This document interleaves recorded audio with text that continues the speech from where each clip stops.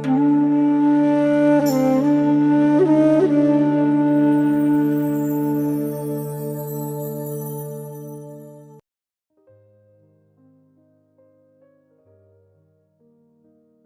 काली जी, आप सबका स्वागत है आज के सत्संग में, जिसमें हम चर्चा करेंगे विशुद्धि चक्र के बारे में। विशुद्धि चक्र संचार और अभिव्यक्ति का केंद्र है।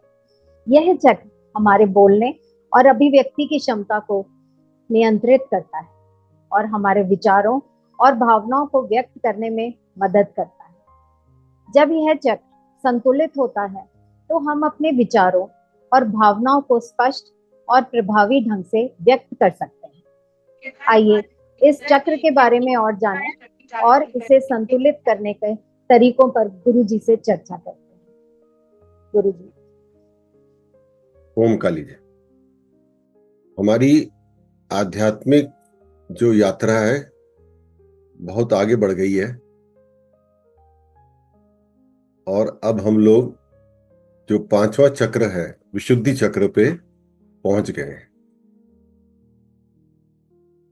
तो इस यात्रा में हमारे भीतर जो जो गुणों का जागरण हुआ उसको एक बार हम दोबारा से याद कर लेते हैं। तो पहला जो चक्र था जिसका जो एलिमेंट है वो पृथ्वी है, तो पहले चक्र में हमारे अंदर पृथ्वी की स्थिरता आ गई, हम स्थिर हो जाते हैं। तभी शिव काली बोध में जब आप सब ध्यान करते हैं तो मैं आपसे कहता हूं कि जो ध्यान है वो आप अपने मूलाधार चक्र पे लगाइए, क्योंकि पृथ्वी चक्र जब तक एक्टिवेट नहीं होगा हम स्थिर नहीं हो पाएंगे। इसीलिए जो जो अब मूलाधार चक्र पे अपना ध्यान लगा रहे हैं, तीसरी आंख पे पहले बताया जाता है लगाने के लिए, वहां से हटा के अपने चित्त को अब अपने मूलाधार चक्र पे रख रहे हैं, तो उनका ध्यान लगना आरंभ हो गया है और कई उस चीज में आगे भी बढ़ गए हैं। ध्यान में क्या हो रहा है कि जो जो हमारे विचार हैं और जो भी हमारे मन की चंचलता है, जो हमारी इंद्रियों की पकड़ है, जो इंद्रियां विषयों में फंसी रहती है, वो मां धरती की कृपा से उनकी जो आकर्षण की शक्ति है उसकी कृपा से वो खिंच के थम जाते हैं और हमारा जो बुद्धि है वो स्थिर हो जाती है। साधक इसी का बहुत बड़ा प्रयास कर रहा है, बहुत मेहनत करता है अपनी बुद्धि को स्थिर करने के लिए। तो पहले चक्र में जब पृथ्वी तत्व हमारे भीतर कार्यान्वित हो गया तो हमारे अंदर स्थिरता आने लग गई। जब दूसरे चक्र का एलिमेंट हमारे भीतर एक्टिवेट हुआ तो दूसरा चक्र है स्वाधिष्ठान चक्र। जो स्वाधिष्ठान चक्र का हमारे भीतर एलिमेंट एक्टिवेट हुआ, जो जल है, तो हम जल के जैसे अनुकूलनशील हो गए और शीतलता प्रदान करने वाले हो गए कि जहां भी साधक पहुंच जाता है, क्योंकि वो शीतलता उसके भीतर पूरी तरह से कार्यान्वित हो जाती है, वो दूसरों को भी शीतल कर देता है, दूसरों को भी एक तरह से शांति प्रदान कर देता है, अनुकूलनशील हो जाता है। परिस्थिति के हिसाब से साधक अपने आप को ढाल लेता है। वो अपने अहंकार को इतना नहीं बढ़ाता कि सब जगह टक्कर मारने लग जाए कि आप मेरे हिसाब से चलो, मेरी सोच सही है, मुझे सब पता है, मेरे को इज्जत दो, मेरे को रिस्पेक्ट दो, मैं तुम्हारा फलाने संबंध में तुमसे ऊंचा हूं। कितनी सारी इस तरह की चीजें ना जो हमें भटकाती हैं। तो जब हमारे अंदर मां कुंडलिनी की कृपा से स्वाधिष्ठान चक्र में जल तत्व एक्टिवेट हो गया तो हम अनुकूलनशील भी हो गए और हम लोग शीतल भी हो गए, शांत भी हो गए। जब हमारे भीतर नाभि चक्र का एलिमेंट एक्टिवेट हुआ जो अग्नि है, तो अग्नि ने हमारे भीतर हमारी पाचन शक्ति को बढ़ाया, हमारा स्वास्थ्य को अच्छा किया, जो भी हमारी बीमारियां थी उनको हटा दिया। और अग्नि तत्व क्योंकि मां कुंडलिनी का भी तत्व है, तो हमारे जो भी तमस और रजस है वो भी खत्म होने लग गए और सद्गुण हमारे भीतर अग्नि तत्व की कृपा से उजागर होने लग गए। और जब हमारे हृदय चक्र का तत्व एलिमेंट एक्टिवेट हुआ जो कि वायु है, तो वायु की कृपा से हमारे भीतर क्या एक्टिवेट हुआ?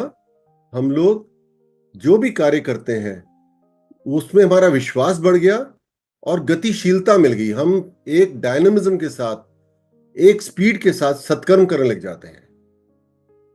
अभी हम सोचते हैं कि हम कुछ अच्छा करेंगे, और जैसे ही सामने अड़चने आती है हम लोग उन अड़चनों के कारण अपने आप को बांध लेते हैं, अपने आप को लिमिट कर लेते हैं। वायु जो है वो तो अनलिमिटेड है, उसकी जो स्पीड है वो अनलिमिटेड है। हमारे गुरुदेव की भी स्पीड है ना, हनुमान जी की। तो हम लोग अपने आप को लिमिट ना करें, अपने कॉन्फिडेंस को बढ़ाएं कि लोग क्या कहेंगे, घर वाले क्या कहेंगे। अगर घर में घर वालों के साथ चल के आप कुछ धर्मार्थ का कार्य नहीं कर पा रहे तो बाहर करिए, क्योंकि घर की भी शांति बना के रखनी है हमारे को। क्योंकि शिव काली बोध में तो हम कह ही रहे हैं कि हमें घर वालों की इज्जत, घर वालों से प्रेम, सब कुछ करना है। यहां वैराग्य का रास्ता तो किसी के लिए है ही नहीं है, सनकीपन का रास्ता है ही नहीं है। सनकीपन हो जाता है ना कि अब हम लोग एक पैर पे खड़े होकर साधना कर लें।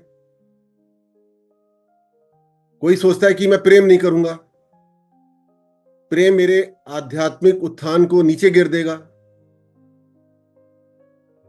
कोई सोचता है कि मैं बड़ी ही कठोरता से अपना योगाभ्यास करूंगा, प्राणायाम करूंगा। कोई भी कठोर चीज करने का तो मार्ग है ही नहीं। हमारा तो मार्ग ही मिडिल पाथ है, बीच का मार्ग है ना। तो इस तरह से नहीं चलेगा ना, बीच का मार्ग ही लेना पड़ेगा, जो सुषुम्ना का मार्ग है, जो सुषुम्ना नाड़ी का मार्ग है, जो मां लक्ष्मी का मार्ग है, उसी पे चलना पड़ेगा। तभी तो मां कुंडलनी हमारे सहस्त्रार चक्र पे पहुंच के सर्वव्यापी ईश्वरीय चेतना से हमारा मिलन कराएंगी ना। ये मार्ग ही इस तरह से है, ये ऐसे ही करना पड़ेगा कि आपका जो कॉन्फिडेंस है उसके साथ साथ आपके हृदय को कोमल भी तो होना है ना। कठोर तो कर नहीं सकते। तो जब वायु तत्व हमारे भीतर एक्टिवेट होगा तो हम अपनी साधना को और ज्यादा प्रबल बनाएंगे, और ज्यादा ईश्वरी के कार्यों को करने की अपने भीतर शक्ति को कार्यान्वित करेंगे, क्रियाशील करेंगे। एक डायनामिज्म के साथ, एक कॉन्फिडेंस के साथ हम आगे बढ़ेंगे कि अगर कोई हमें रोक भी रहा है तो जो तुम्हारा एरिया है, क्योंकि हमारे को जल तत्व ही बनना है, तो अगर किसी को हमारी साधना या हमारे ईश्वर के कार्य करने से परेशानी आ रही है, वो जगह हम बदल देंगे, हम कहीं और कर लेंगे। हम अपना मार्ग छोड़ेंगे नहीं। आपको क्लैरिटी हुई ना? समय कम है, धर्मार्थ का कार्य करने से पीछे मत हटें।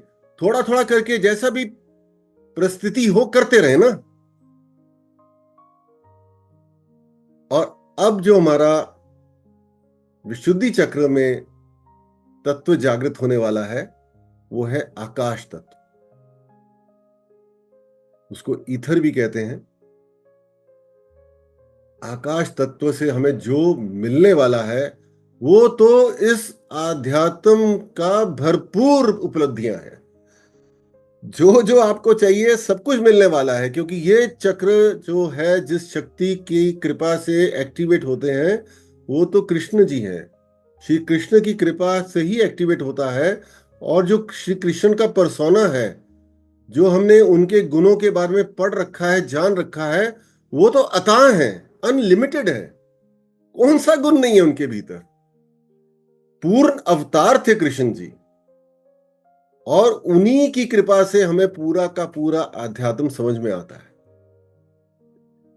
इसीलिए आज मैंने आप सबसे ये प्रश्न किया कि आप क्या खोज रहे हैं। क्या जो आप खोज रहे हैं वो इन चार तत्वों की जागृति से मिल जाएगा या मिल गया, या अब पांचवें तत्व में आकाश तत्व भी आपको एक्टिवेट करने की इच्छा है?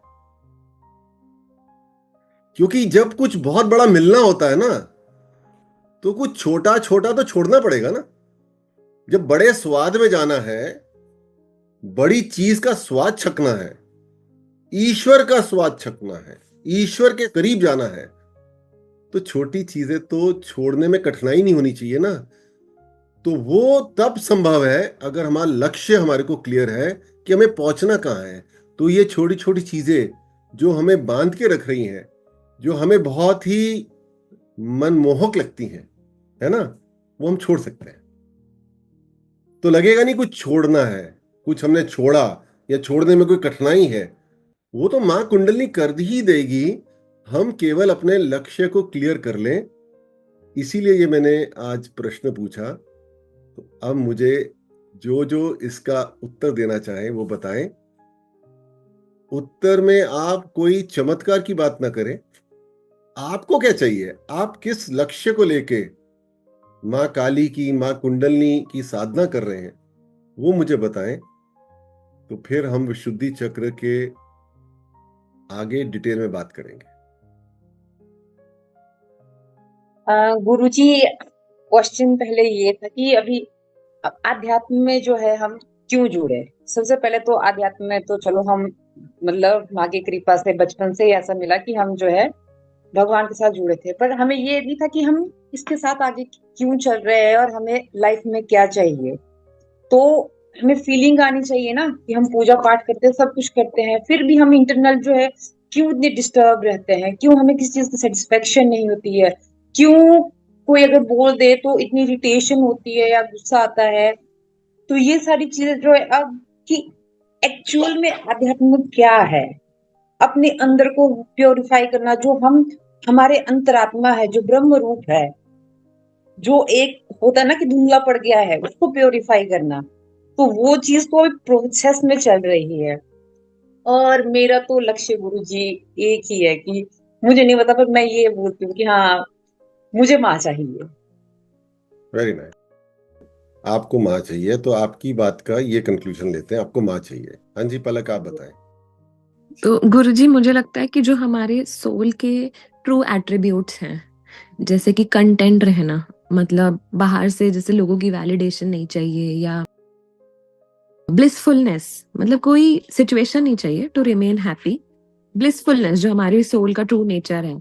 जैसे हम लोग रिएक्शंस देते हैं सिचुएशंस को अपनी पास्ट एक्सपीरियंसेस से और वो सब, वो हमारे सोल का ट्रू नेचर नहीं है। जो भी लाइफ में आ रहा है उसको उस तरह से एक्सपीरियंस करना जो वो उस वक्त है, नॉट विद द थिंग्स जो हमारे दिमाग में बैठी हुई हैं because of past experiences. This is what I am expecting from my spiritual journey, कि मेरी जो सोल का ट्रू नेचर है वो मैं बन पाऊं। बहुत ही सुंदर, अति सुंदर। नरेंद्र भाई, आपका क्या लक्ष्य है? गुरुजी, मेरा लक्ष्य अब जो मुझे क्लियर हुआ है, इससे पहले मुझे लगता था कि मुझे मनुष्य मतलब इंसानों के लिए कुछ अच्छा काम करना है, धर्म के लिए कुछ अच्छा काम करना है।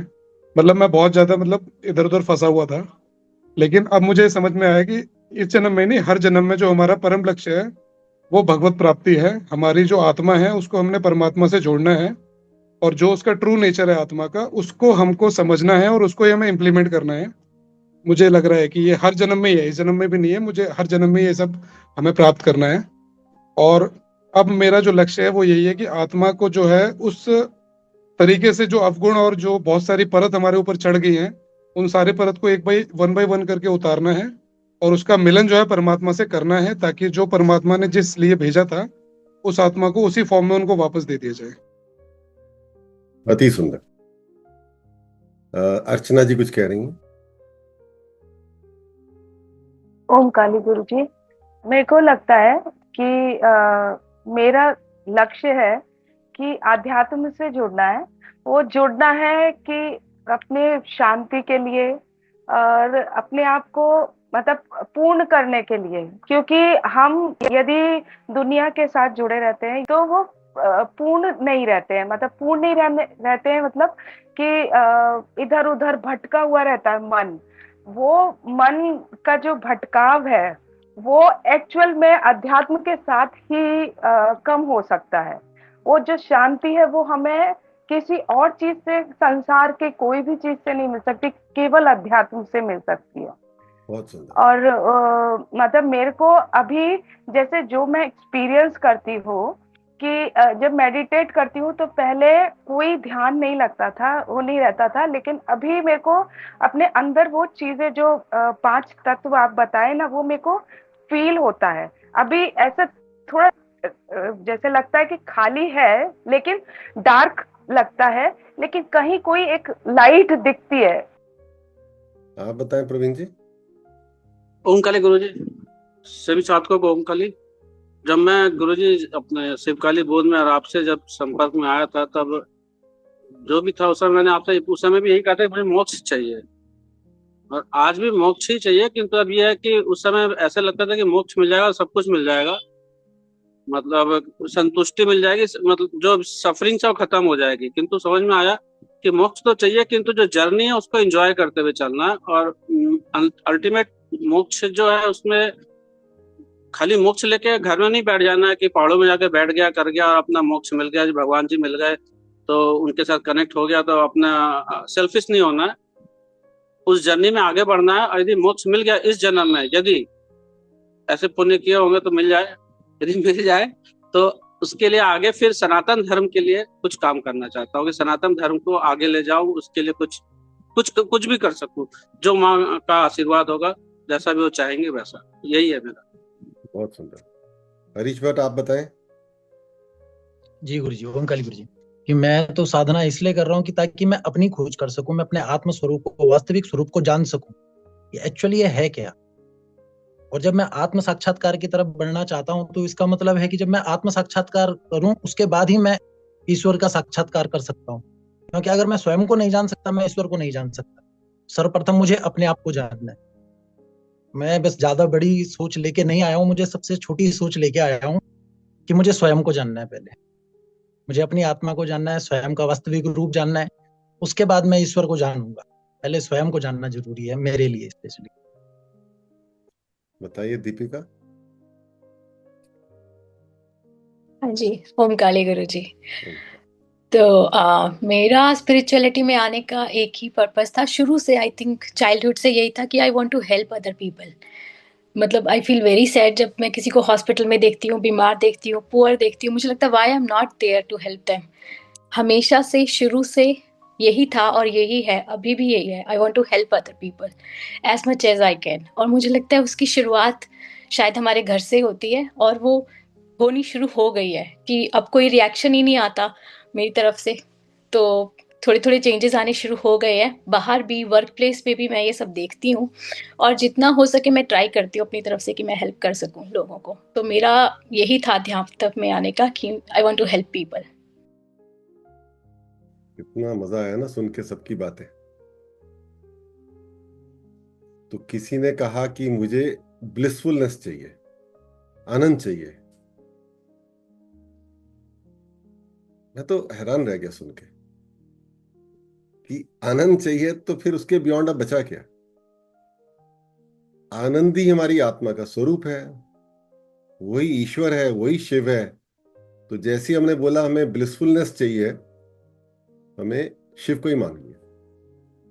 किसने कहा मुझे माँ चाहिए, माँ चाहिए, आगे क्या करना है वो माँ देख लेगी। ये भी बहुत सुंदर इच्छा है। नरेंद्र भाई ने कहा कि मेरे को भगवत प्राप्ति चाहिए, कि उसके बाद जो ईश्वर मुझसे काम कराना चाहेंगे करा लेंगे। तो सबने अपने अपने हिसाब से बहुत ही सुंदर बातें बोली हैं, और यही मैं सुनना चाहता था। क्योंकि अगर हम परम लक्ष्य की ओर नहीं जाना चाहेंगे, जो कि भगवत प्राप्ति ही है, जो शिव की प्राप्ति है, जो आत्म साक्षात्कार है, जो हमारे को आनंद में हम ढूंढते हैं, या हम ये कहते हैं कि हमारी जो सफरिंग है वो खत्म हो जाए, वो भी ठीक है। सफरिंग हमें पता है। कोई कहेगा जी सफरिंग तब खत्म होगी जब मैं हॉस्पिटल में जाऊंगा, या मैं कोई मेडिसिन खाऊंगा, या मैं और जगह जाके उसका समाधान ढूंढूंगा, किसी भगत के पास जाऊंगा, कोई शॉर्टकट में कोई ना कोई चीज ढूंढूंगा, कोई पंडित मुझे बोलेगा कि जाके नदी में सिक्का बहा दो, मैं वो कर लूंगा। वो भी एक तरीका शॉर्टकट का नहीं चलेगा ना। तो जो हमारी सफरिंग है वो तो तभी खत्म होगी जब हम अनंत से जुड़ जाएंगे, शिव से जुड़ जाएंगे, तो सफरिंग तो अपने आप खत्म हो जाएगी, क्योंकि वो तो आनंद का नेचर है ना, शिव का नेचर है कि जब हम उनके साथ जुड़ गए तो अपने कर्मों के कारण जो भी हमारी सफरिंग और जो भी पीड़ा जुड़ी है वो अपने आप ही हम उनसे मुक्त हो जाएंगे। इसीलिए मैंने आज ये प्रश्न पूछा था सत्संग के आरंभ में कि हम जो अब परम स्थिति को प्राप्त करने के मार्ग पे आगे बढ़ रहे हैं, क्या वो इच्छा है भी है हमारे अंदर? नहीं तो अभी तक तो बहुत कुछ मिल चुका है। तो ये मुझे बड़ी प्रसन्नता हो रही है कि बहुत लोगों में ये इच्छा है, तो हम अब आगे की बात कर सकते हैं। तो जो हमारा विशुद्धि चक्र है उसका जो तत्व है वो है आकाश। तो जब आप आकाश देखते हैं तो आपके अंदर जो चीज जागृत होती है या जिस चीज को आप सोचते हैं, आकाश की तरफ अपनी नजर घुमाते ही पहली बात जो मन में आती है उसकी विशालता, the vastness of the sky. कितना विशाल है आकाश, सब कुछ उसमें समाया हुआ है, सब कुछ वो समा लेता है। आंधी भी समा लेता है, तूफान भी समा लेता है, सूर्य की गर्मी भी समा लेता है, चंद्रमा की शीतलता भी समा लेता है। वो जो आकाश है जो हमें कॉस्मिक रेडिएशन से भी बचा के रखता है, वो विशाल आकाश जब हमारे भीतर एक्टिवेट होता है तो हमारे अंदर जो गुण एक्टिवेट होता है वो ये होता है कि हम इस पूरी क्रिएशन को अपना मानने लग जाते हैं। हमारा हृदय विशाल हो जाता है, हमारी सोच विशाल हो जाती है। हम जो अपने आप को सीमित कर रखा है कि इस जन्म का जो परिवार है वो ही मेरा परिवार है, उस परिवार को पूरी तरह से प्रेम करते हुए, पूरी तरह से उनकी रिस्पेक्ट करते हुए, बल्कि पहले से ज्यादा करते हुए, क्योंकि जब आपके अंदर ईश्वरीय प्रेम ही एक्टिवेट हो गया तो अगर परिवार की कुछ बातें आपको अच्छी भी नहीं लगती हैं तो भी आप उनको प्रेम करेंगे। तो अपने इस जन्म के जो परिवार है उससे और ज्यादा प्रेम करते हुए और ज्यादा उनकी बातों को बर्दाश्त करते हुए, कुछ गलतियों के लिए क्षमा करते हुए भी आप इस पूरे विश्व को अपना परिवार मानना आरंभ कर देते हैं कि ये सभी मेरा परिवार है ना। दैट इज दी विशालता, आपकी सोच की विशालता, आपके कर्मों की विशालता। आप सबके लिए कार्य करना शुरू कर देते हैं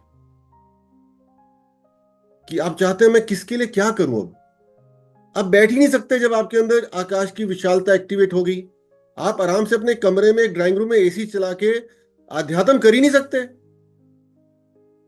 कितने लोग हैं व्हाट्सएप पे शास्त्रार्थ कर रहे हैं अपने एसी में बैठ के, ग्राउंड लेवल पे गांव में जरूरतमंदों के पास जाके कुछ कर ही नहीं रहे हैं, सनातन धर्म के उत्थान की बात कर रहे हैं, व्हाट्सएप के मैसेजेस एक दूसरे को भेज के।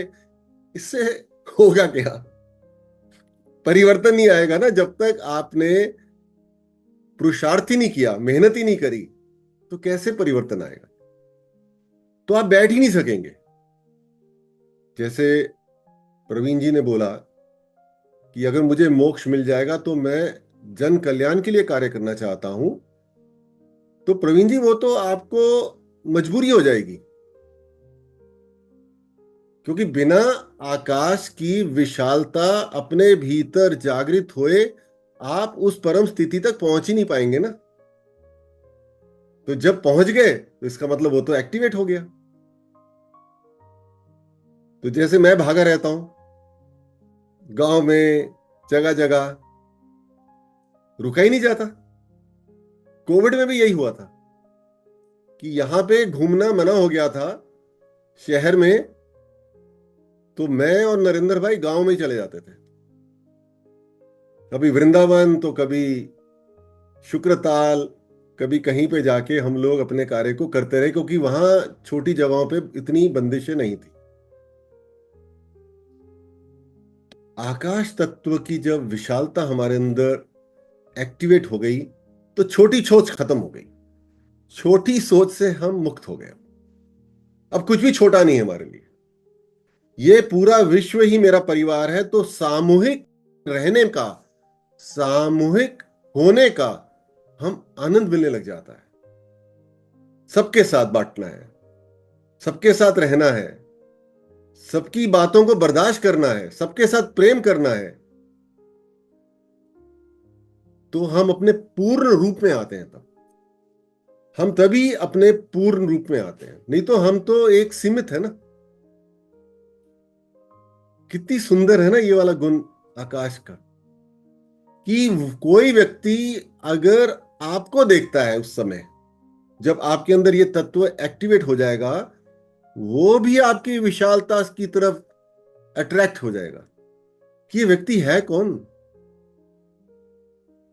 ये कैसा अजीबोगरीब व्यक्ति है जो बस दूसरों के बारे में ही सोच रहा है। क्योंकि वो व्यक्ति को बड़ी ही श्रेष्ठ बुद्धि भी मिल गई है ना, उसको समझ है कि जब मेरे अंदर विशालता एक्टिवेट हो गई, तो मेरी जो जिम्मेदारियां हैं, मेरी जो प्रॉब्लम्स हैं, मेरी जो भी सफरिंग है, वो तो ईश्वर दूर कर देगा, क्योंकि उनको तो मेरे को अपने काम के लिए इस्तेमाल करना है ना। तो हम लोग विशाल हो जाते हैं। बड़ी मजेदार उपलब्धि होती है ये। और जो आकाश है, उसकी ही तरंगों में सारी की सारी वेव्स ट्रेवल करती है ना, वेव्स जिसे हम कहते हैं, जिससे हम कम्युनिकेशन करते हैं, वार्तालाप करते हैं, हम बातचीत करते हैं।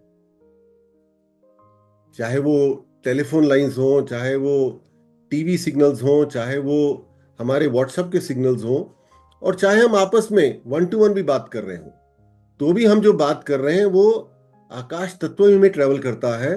तो जिसके अंदर आकाश तत्व एक्टिवेट होता है, उसकी कम्युनिकेशन स्किल्स बहुत अच्छी हो जाती। अभी हस्बैंड एंड वाइफ में सबसे बड़ी प्रॉब्लम क्या है? जो प्रॉब्लम आती है संबंधों में, वो कम्युनिकेशन के कारण आ रही है। बता ही नहीं पाते हमारे मन में क्या है, हमें किस चीज से प्रॉब्लम हो रही है, कौन से बिहेवियर हमें डिस्टर्ब कर रहा है। हस्बैंड सोचता है मेरी वाइफ को समझ में आना चाहिए मेरे मन में क्या है।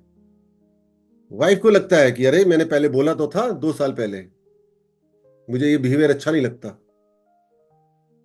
तो ऐसा क्यों कर रहा है। और अगर हम करते भी हैं, उसी समय भी बताते हैं, तो गुस्से में बताते हैं, हम लोग रिएक्ट कर जाते हैं। जब हमारी एक्सपेक्टेशन नहीं मीट अप हो पाती, तो हम लोग रिएक्ट कर जाते हैं। हो रहा है ना ये? तो क्या हुआ, हमारी कम्युनिकेशन खराब हो गई, तो हमारे संबंध खराब हो जाते हैं। क्लियर हो आपको? तो जो व्यक्ति है, उसके अंदर जब आकाश तत्व एक्टिवेट होगा, भगवान श्री कृष्ण की कृपा से उसके बोलने में मिठास आ जाएगी। वो कोई भी बात बोलेगा ना, उसको ये लगेगा मेरी किसी बात से किसी को दुख ना पहुंचे। अगर किसी को उसकी बात से दुख पहुंच गया, चाहे उसका वो पर्पस नहीं भी था, तो परेशान हो जाता है कि मैं सही हूं या गलत हूं, वो इंपॉर्टेंट नहीं है। मेरी बात से आपको दुख हुआ है, आप बोलो मैं आपसे सॉरी बोल दूं, आप बोलो मैं आपसे क्या करूं, मैं क्या करूं, आप बताओ। मैं आपको दुख नहीं पहुंचाना चाहता था, लेकिन गलती से हो गया। गलती है, इंसान से हो जाती है। और कम्युनिकेशन स्किल्स जब हमारी अच्छी होती हैं, हमारे व्यवहार में बदलाव आता है, तो व्यवहार कुशलता आ जाती है। डिवाइन डिप्लोमेसी कहते हैं उसको, कि किस समय क्या बोलना है, कितना बोलना है, वो हम सीख जाते हैं। अब इसमें भी बड़ी विचित्र बात शुरू हो जाती है कि एक बड़ी सुंदर कहानी है ना, एक चोर भाग रहा था और एक गुरु जी की कुटिया में पहुंच गया। बड़े पहुंचे हुए संत थे, पीछे पीछे लोग उसके आगे भागते भागते, गांव वाले उसको मारने के लिए। छोटा मोटा कुछ उसने कसूर कर दिया होगा। तो गुरुजी ने जल्दी से पूछा क्या हुआ। कहता गुरुजी भूख लगी थी, किसी की बकरी चुरा ली, कि उसको घर ले जाके उसका दूध पी लूंगा।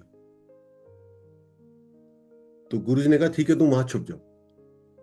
तो जैसे ही गांव वाले आए, उन्होंने उनको बोला हाँ वो आया था एक लड़का, उस तरफ भाग गया। सब लोग गांव वाले चले गए, वो बच गया। तो बाद में जब ये बात गांव में फैली तो लोगों ने पूछा कि गुरुजी आपको तो सच बोलना चाहिए, आपने कैसे झूठ बोल दिया? तो गुरुजी ने कहा कि अगर मेरे थोड़े से झूठ से उस व्यक्ति की जान बच गई तो वो तो झूठ झूठ नहीं रहा ना। मेरे किसी स्वार्थ के लिए तो मैंने झूठ बोला नहीं, मैंने अपने किसी फायदे के लिए झूठ नहीं बोला, मैंने सिर्फ झूठ बोलने के लिए झूठ नहीं बोला। उस समय मुझे समझ में आया कि ये बोलना जरूरी है, तो मैंने झूठ का सहारा लेकर उसको बचा दिया।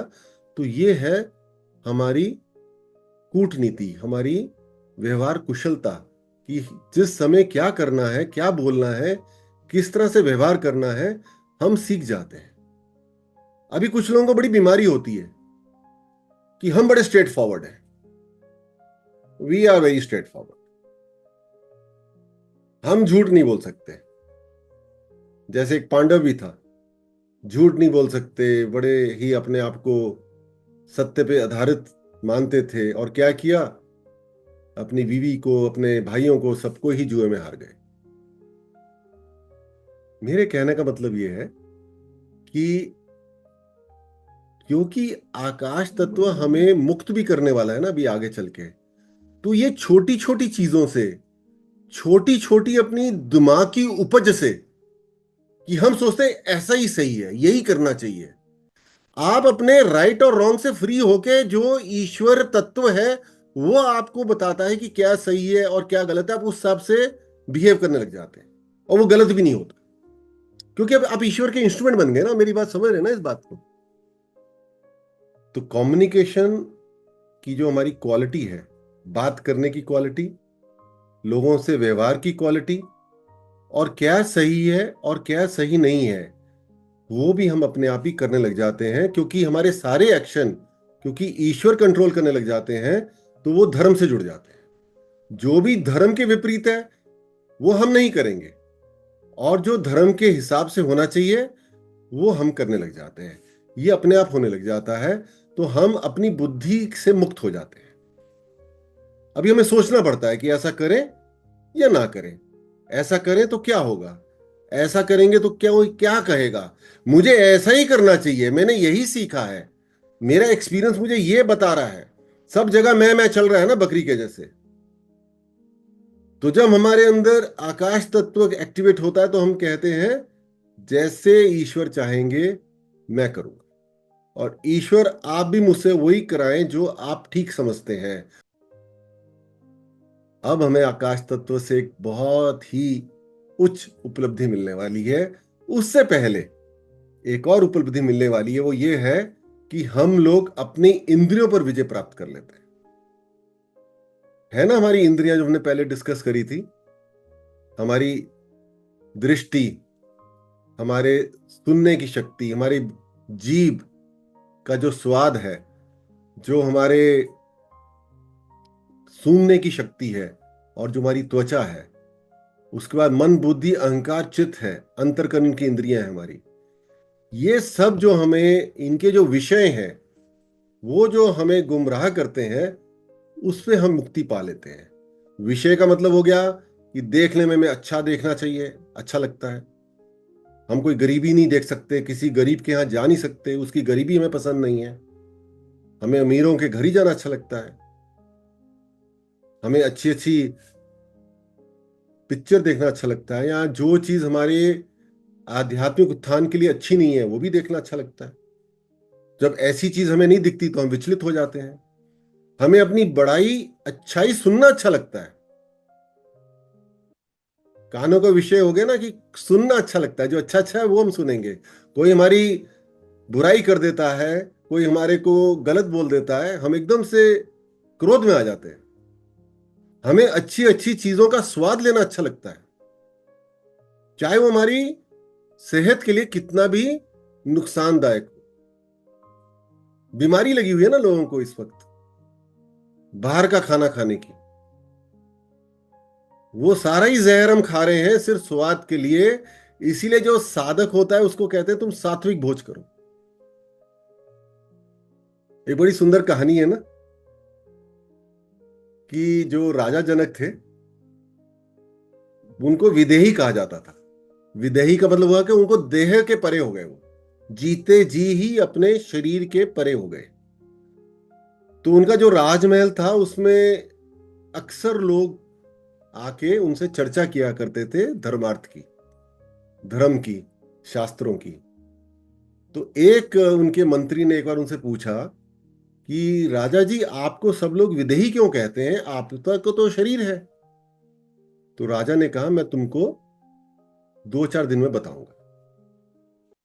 अगले दिन राजमहल में आके राजा ने बोला, उस मंत्री की तरफ संकेत करते हुए, कि इन्होंने किसी मेरी बात का उल्लंघन किया है, अपने पद पे कुछ गलत काम किया है, इनको फांसी लटकाई जाएगी। 4 दिन बाद वो व्यक्ति एकदम से घबरा गया मंत्री, लेकिन राजा से पूछ नहीं सकता था। तो उसने कहा ठीक है, बेचारा घबरा गया, घर चला गया। 4 दिन तक उसको ठीक से नींद ही नहीं आई।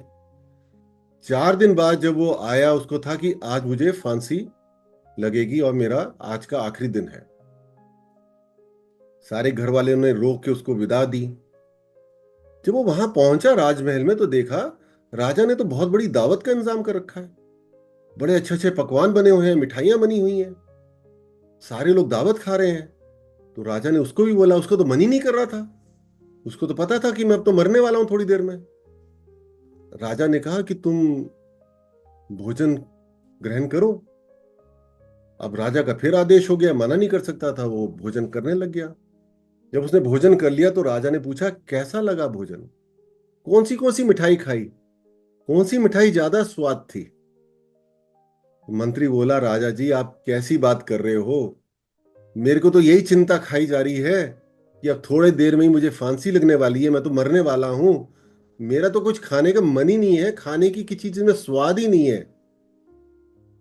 तो राजा ने कहा, जब तुम्हें अपनी मृत्यु नजर आ रही है तो तुम अपनी शरीर से अपने आप को अलग देख रहे हो, तुम्हें शरीर के जो विषय हैं, जो स्वाद हैं, वो अब समझ में ही नहीं आ रहे हैं। और मुझे इस चीज का एहसास पूरे समय रहता है कि मेरी भी मृत्यु होनी है, इसलिए मुझे अपने शरीर के किसी भी भोगों से मैं लिप्त नहीं होता हूं, इसलिए मुझे विदेही बोला जाता है। तो जो हम जीव के स्वाद के पीछे भाग रहे हैं और अपनी इंद्रियों के वश में रह के हम सारे जो चीजें कर रहे हैं जो हमें ईश्वर से दूर लेके जा रही हैं, उसमें हम कभी चिंतन करें, हम ऐसा क्यों कर रहे हैं, इससे होने क्या वाला है। हम खुद ही अपने पीड़ाओं का गड्ढा खोद रहे हैं, उन्हीं बीमारियों के साथ हम फिर उसमें गिरने वाले हैं। तो जो भी हमारी इंद्रियां हमें भटकाती है, मन बुद्धि अहंकार चित्त, और जो हमारी कर्म इंद्रियां हैं, उससे हम ऊपर उठ जाते हैं जब हमारी विशुद्धि चक्र का जो एनर्जी है संतुलन में आ जाती। कोई हमें बुरा बोले, हमें बुरा नहीं लगता, हमारी दृष्टि के सामने जो आ जाए, ईश्वर ने जहां भेज दिया वहां हम पहुंच जाते हैं। चाहे हम जहां जाएं वहां कितनी भी बदबू आ रही हो, आगे कोई धर्मार्थ का कार्य करना है, हम पहुंच जाते हैं वहां पे। हमें कोई ऐसा नहीं है कि हमें कोई बहुत महंगे कपड़े पहनने हैं, साफ सुथरे अच्छे कपड़े पहन रहे हैं, जो हमें ईश्वर दे देंगे हम पहन लेंगे, जैसा सिचुएशन है हम वैसे निभा लेते हैं। क्लियर हुआ ना आपको बात। और मन की चंचलता हमारे को गुमराह नहीं करती, हमारी बुद्धि श्रेष्ठ बुद्धि में चली जाती है, हमारा अहंकार भी एक्सपैंड हो जाता है कि अभी तक मैं था, मैं से हम में आ जाते हैं, ये पूरा विश्व मेरा है। तभी तो होगा ना, हम श्रेष्ठ बुद्धि में तभी जाएंगे ना जब हमारे अहंकार का एक्सपेंशन हो जाएगा और हम अपनी वृत्तियों के ऊपर भी विजय प्राप्त कर लेते हैं। ये सब अपने आप होने वाला है। इसीलिए मैंने आज ये प्रश्न पूछा था कि क्या आप उस परम गति को प्राप्त करना चाहते हैं, तभी तो आप ये छोटे छोटे स्वाद छोड़ेंगे ना,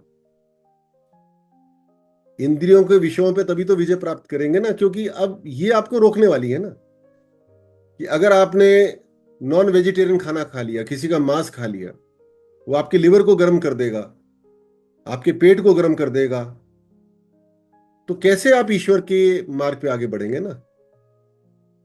क्योंकि जब लिवर गर्म हो जाएगा वो आपके दिमाग को गर्म कर देगा, तो आपको गुस्सा आने लग जाएगा।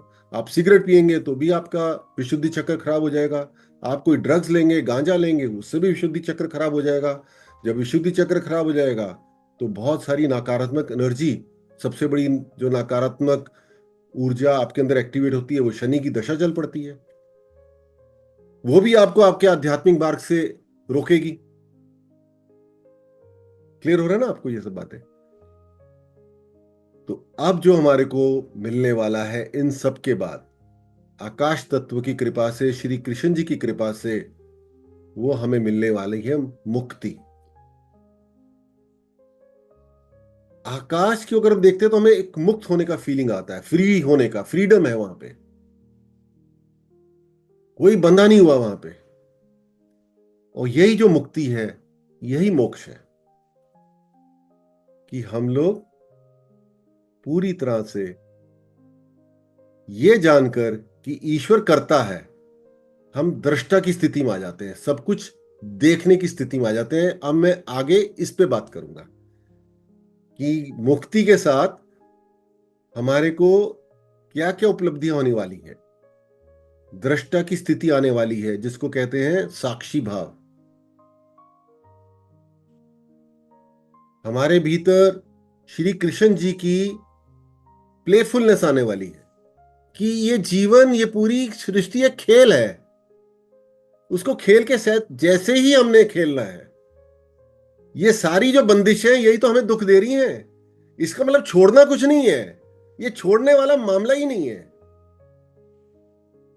माया को छोड़ के जाओगे कहां? कौन से पहाड़ में जाओगे? वहां भी माया मिल जाएगी। तो हमारे अंदर साक्षी भाव आएगा, जो कि बहुत ही सुंदर उपलब्धि है। हमारे भीतर इस जीवन को एक खेल के जैसे जीने की कला आ जाएगी। हम सामूहिक रहने की शक्ति प्राप्त कर लेंगे। ये पूरा ही विश्व मेरा परिवार है, जो भी धर्मार्थ के कार्य से जुड़ा हुआ है मेरा परिवार है, मेरे अपने हैं, असुर नहीं है मेरे अपने, उनको तो मैं बर्दाश्त कर लूंगा। और जब मेरे भीतर की शक्ति एक्टिवेट हो जाएगी, वो अपने आप ही कृष्ण उसको दूर कर देंगे और हम लोग हर प्रकार से अंधकार से मुक्त हो जाएंगे, जिसे हम अटैचमेंट कहते हैं। अटैचमेंट से जब मुक्त होंगे, जब हमारे अंदर अनकंडीशनल प्रेम की शक्ति, अनकंडीशनल अटैचमेंट, अप्रतिबंधित लगाव की स्थिति एक्टिवेट हो जाएगी। तो ये बहुत तो नहीं, थोड़ा कठिन लग रहा होगा, लेकिन इस अध्याय को, विशुद्धि चक्र को कितना विशाल है, आज कंप्लीट करना संभव नहीं है। इसको हम अगले अध्याय में कंप्लीट करेंगे। अभी तक की जो समरी है, मैं पलक से कहता हूं हमें समराइज करें, फिर हम कोई और कुछ कहना चाहेगा कहें, नहीं तो मीना जी से आज का कंक्लूजन कहेंगे करने को। बताइए पलक। गुरुजी, विशुद्धि चक्र जो है वो हमें आकाश तत्व देता है। तो आकाश जो है वो, उसकी कोई सीमा नहीं है, तो हमें वो ब्रॉडनेस देता है लाइफ में। हमारे अंदर कोई सीमा नहीं रहती है, लिमिटलेस हो जाते हैं जब हमारे अंदर एक विशालता, जो वर्ड आपने यूज किया था कि माँ हमें अपना इंस्ट्रूमेंट बना लेती है और हम विशाल हो जाते हैं। और जो विशुद्धि चक्र हमें देता है वो हमारे सारे जो देखने की शक्ति, सुनने की शक्ति, हमारी टेस्ट की शक्ति, हमारा अहंकार, मन, बुद्धि, सब हमें अच्छा दिखने लग जाता है। हमारा अहंकार खत्म हो जाता है, देखना हमें अच्छा लगता है। कोई गलत बोलता है, नेगेटिव बोलता है, वो हमें सुनना नहीं अच्छा लगता। सिर्फ अच्छा और प्रोग्रेसिव, माँ की बातें, ज्ञान की बातें अच्छी लगती हैं। और खाने में भी हमें अपने आप ही अच्छा, जो पॉजिटिव खाना है वो अच्छा लगने लग जाता है। तो दूसरा खाना है जो नेगेटिव एनर्जी वाला खाना है, वो अपने आप ही अच्छा नहीं लगता है। मैं का भाव खत्म हो जाता है, मतलब अहंकार खत्म हो जाता है, हम हो जाते हैं। पूरा जगत हमारा परिवार है। बुद्धि, मन, क्या होता है कि हम फिर बुद्धि नहीं लगाते चीजों में, हमें अपने आप ही आकाश तत्व से गाइडेंस मिलती है और अपने आप ही हम ये नहीं सोचते क्या सही है क्या गलत है, अपने आप एक गाइडेंस मिलती है जिससे चीजें एक रिस्पॉन्स मिल जाता है कि इस पे ये होना चाहिए जो सही होता है। और उसके अलावा जो एक आपने राजा की कहानी सुनाई थी, जो एक देह से अटैच नहीं होता, जब हमारे अंदर ये एक अंडरस्टैंडिंग होती है कि हमारी मृत्यु होनी है, तो हम देह से अटैच नहीं होते। हमें चीजों का ऐसे स्वाद नहीं, हमें ये नहीं लेना होता कि हमें ये खाना है वो खाना है, चीजों का स्वाद लेना, देखने का और वो सब जो है, हमें अपने देह से अटैचमेंट नहीं होती है। जब हमारे अंदर ये अंडरस्टैंडिंग होती है कि सारी लीला है, ये सब हो रहा है। और जो सबसे इम्पोर्टेंट तत्व हमारे अंदर एक्टिवेट होता है श्री कृष्ण का, कि ये जो सब हो रहा है संसार में, हमें एक ऑब्जर्वेशन मोड में जाना है, हमें कुछ करना नहीं है, क्योंकि ये सब तो जो हो रहा है वो लिखा हुआ है, हमें ऑब्जर्व करना है। और उसमें एक लाइट, मतलब इनोसेंस है, जैसे श्री कृष्ण जी है, उनके अंदर एक इनोसेंस है या एक प्लेफुलनेस, जो आपने बोला था, हमें प्लेफुलनेस की तरह लाइटली, खुश ब्लिसफुलनेस के साथ जिंदगी गुजारनी है। बिकॉज जो हो रहा है हमारे अंदर ये अंडरस्टैंडिंग हो जाए कि ये लीला है, तो हम प्लेफुलनेस तरीके से चलते जाएंगे। ये मेरी समरी है आज की। क्या आप सबने भी सुना जो मैंने सुना? कमाल नहीं हो गया? My god, I can't believe it. Palak, आपको मेरा कोटि कोटि प्रणाम। इतना आपने गजब से बता दिया। गुरुजी, मेरा एक प्रश्न है। ये जो आकाश तत्व है या जो भी तत्व है, वो कैसे जो है डेवलप किए जाए? दो ही तो चीज करनी है ना। एक तो साधना से जो आपकी माँ कुंडलनी एक्टिवेट हो चुकी है, साधना करने से वो जितनी देर एक्टिवेट रहेंगी, जितना उनका अंदर की पावर आपके तमस रजस को मिटाएंगी, धीरे धीरे नीचे के चक्र का शुद्धिकरण करती हुई जब वो आपके शुद्धि चक्र का भेदन करेंगी, तो वो अपने आप ही ठीक हो जाएगा। आप केवल जागरूक रहिए, अवेयर रहिए। बिना जागरूकता के जागृति नहीं आएगी ना। बिना अवेयरनेस के कोई भी गुण आपके अंदर एक्टिवेट नहीं हो पाएगा। तो यही दो काम करने हैं। और थर्ड जो काम है वो सेवा है। सर्विस तो करनी पड़ेगी ना, जो मैं बताता रहता हूं, कुछ ना कुछ थोड़ा थोड़ा सेवा जरूर करें। क्योंकि सेवा से क्या होता है, चाहे हम शरीर से सेवा कर रहे हैं, समय दे रहे हैं, चाहे पैसा दे रहे हैं, उससे हमारे जो कार्मिक गलत चीजें हम करके आ गए हैं, कार्मिक जो कचरा है, कार्मिक वेस्ट है, जो हमारे को हमारे चक्रों की एनर्जी के शुद्धिकरण से रोक रहा है, जो हमारे चक्रों के तमस और रजस को जकड़ के रखा है, उससे मुक्त हो जाते हैं। तो हम अपनी मां कुंडलनी को सपोर्ट कर रहे हैं एक तरह से, कि अपने अच्छे कर्मों के साथ धर्मार्थ के कार्यों में लग के हम अपने तमस रजस को और ढीला कर रहे हैं। बाकी मां कुंडलनी कर ही देंगी। तो अवेयरनेस इज वेरी इंपॉर्टेंट। आपको ये गुण जैसे समझ में आएंगे ना, सारे गुण आपको जब समझ में आएंगे, तो अपने आप उन पे जब वर्क करेंगी, इजीली वर्क करना शुरू हो जाएगी। थर्डली, आप देखें एक दिन, अब मुझे ये खाना अच्छा ही नहीं लगता, मुझे ऐसी बातें अच्छी नहीं लगती, कोई गॉसिप कर रहा है, कोई किसी की निंदा कर रहा है, जैसे होता है ना घरों में एक दूसरे की निंदा करने बैठ जाते हैं, किसी को डिस्कस करने बैठ जाते हैं। आप कहोगे मुझे रुचि नहीं आ रही है अब इसमें, ये मेरे साथ क्या हो गया। कोई आपको कुछ बुरा बोल देगा, आप बोलोगे मुझे फर्क ही नहीं पड़ा। ये सब बातें जो मैं बोलता रहता हूं ना, ये अपने आप घटित हो जाएंगी। अब मैं मीना जी से रिक्वेस्ट करता हूं कि वो कंक्लूड कर दे। आज के सत्संग में हमने विशुद्धि चक्र के बारे में चर्चा की और इसके महत्व को समझा। धन्यवाद सभी को इस चर्चा में भाग लेने के लिए। आइए हम अपने जीवन में इस चक्र को संतुलित करने का प्रयास करते हैं। तो अगले सत्संग तक ओम काली जी।